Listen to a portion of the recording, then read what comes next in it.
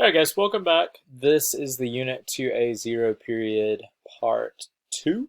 Okay, if you have not watched part 1 yet, you should go back and watch part 1. So, let's go ahead and jump into literal equations. So, literal equations are just equations that don't have numbers. Okay, you treat them the exact same way as we did these up here, where we're just solving for a value. But this time they don't have values. They have just variables. Okay.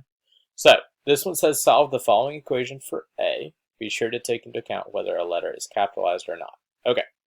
So this one is looking for us to solve for A.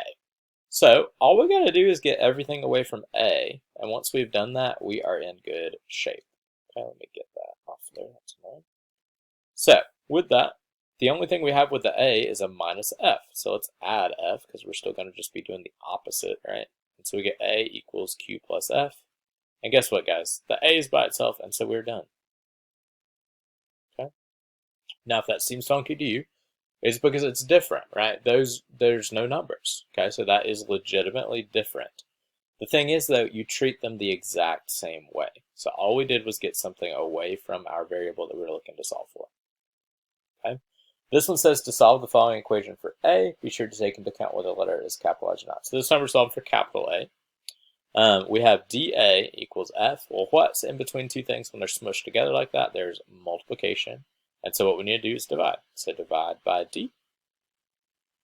And so then we just have capital A equals F over D.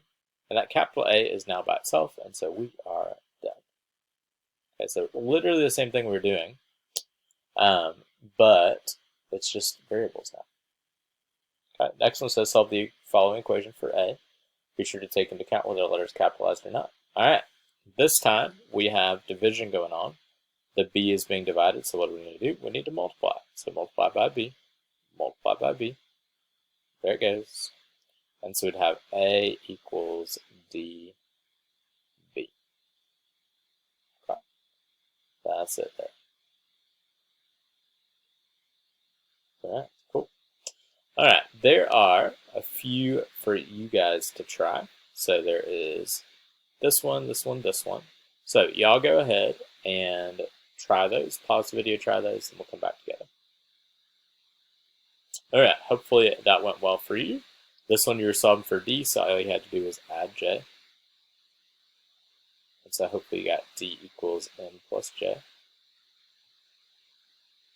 Okay, for this one, so to solve the equation for A, so for A, we had a big B beside it, and so we divided by that B because that's multiplication. So hopefully you got H over B equals A.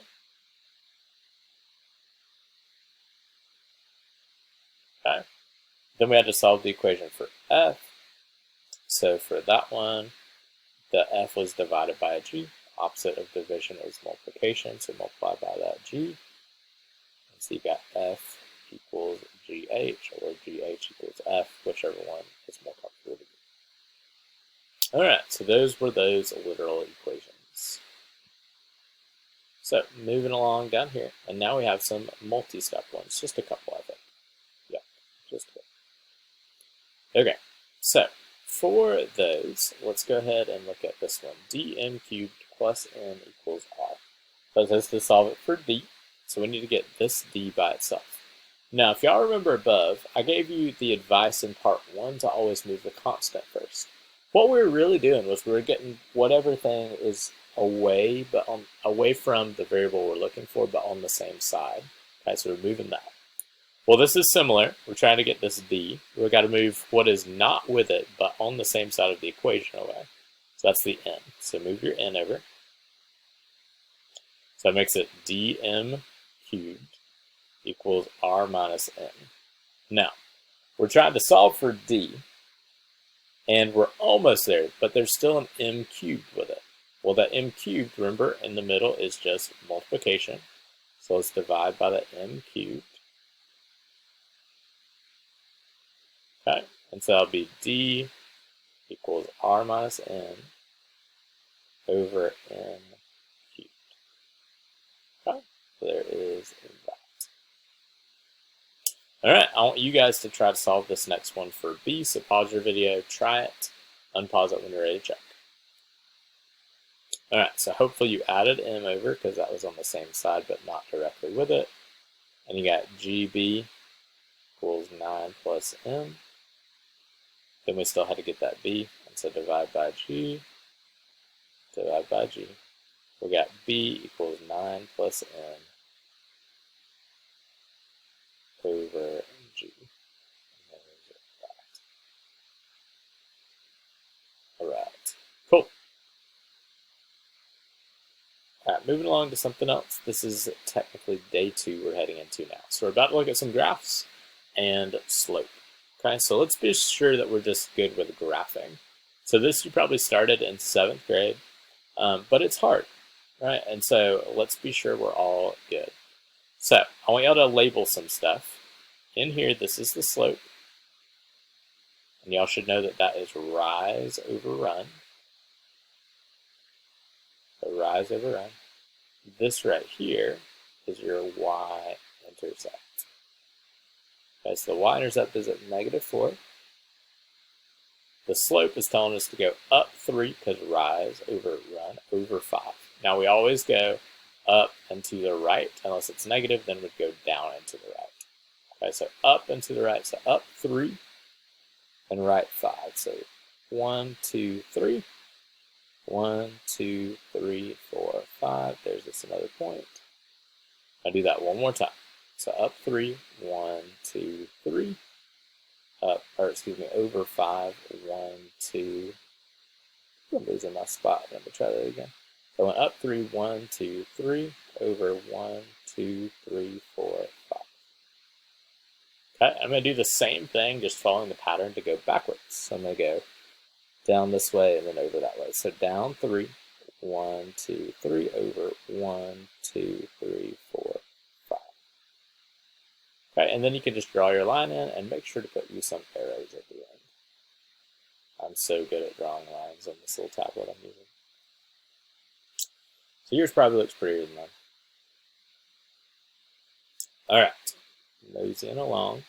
Again, this is the y-intercept always, so you find that on your y, then use the slope to find your next point. This one time it was positive, so we went up 3 and over 5. Okay, let's try this one. So, notice your y-intercept, it's at 4, so let's start there at 4. So here's my 4.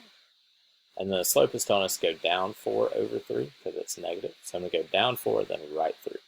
So down 4, 1, 2, 3, 4, right 3, 1, 2, 3. Then I'm going to do it again. So I'm going to go down 4, 1, 2, 3, 4, over 3, 1, 2, 3. Then I'm going to go backwards this way. So I'm going to go up 4, 1, 2, 3, 4, back 3, 1, 2, 3. Okay, so that's how you do it. And then I'm going to draw my line in.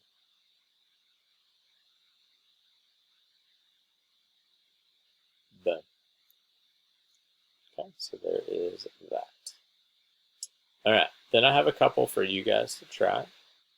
They are right here and right here. Okay.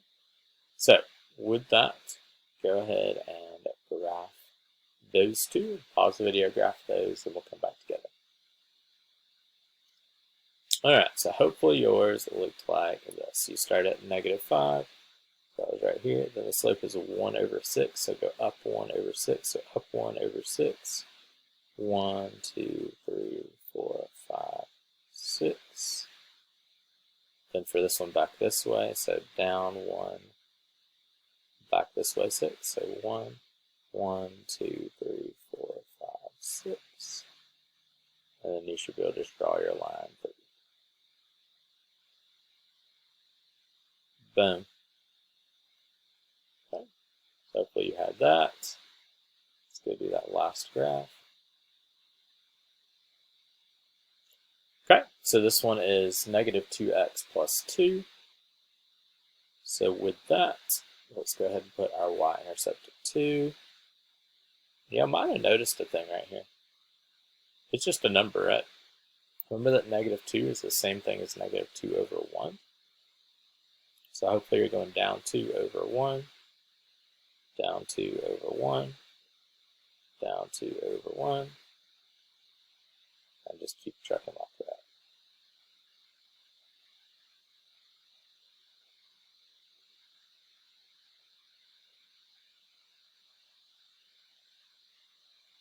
Okay, so something like that. And you can just cruise through. Mine does not look like a pretty line because of my tablet. Okay, so that's how you do all that graphing. All right, so let's go ahead and go down here, and look at some slope problems. Now, the slope problems, you need to know your slope formula. So typically here is how it is written. It's typically written as m equals y2 minus y1 over x2 minus x1. Now you might be like, what does all that gobbledygook mean? It really is just talking about two x and y coordinates. And every time they're going to give you some x and y coordinates. So let's walk through one together. It says, what's the slope of the line that passes through points 7, -7, and 8, -13? So they're giving us 2 points, and they want to know the slope of the line that goes through those. Okay, so it's basically giving you those and just trying to get you to give how the line is moving. And so here's what it's saying. It's saying this is an x, y coordinate. This is an x, y coordinate, right? The x always comes first, then the y. They gave us a first one and a second one. All you got to do is label them. This is x1, y1. Our second one's going to be, you guessed it, x2 and y2. Now, look, we have all the things in our equation labeled now. So let's just go and plug them in. So, m equals y2 minus y1, so that's -13 minus -7 over x2 minus x1, so 8 minus 7. Okay. Remember that subtracting a negative is going to make it a positive. So -13 plus 7, that's going to be -6. And then we have an easy one. 8 minus 7 will just be 1. So that is -6 over 1. We know that simplifies to just -6. It said write your answer in simplest form. And so with that, make sure you are doing exactly that. All right. It is time to pause this video. Be on the lookout for Unit 2A 0 period Part 3. It will pick up right here.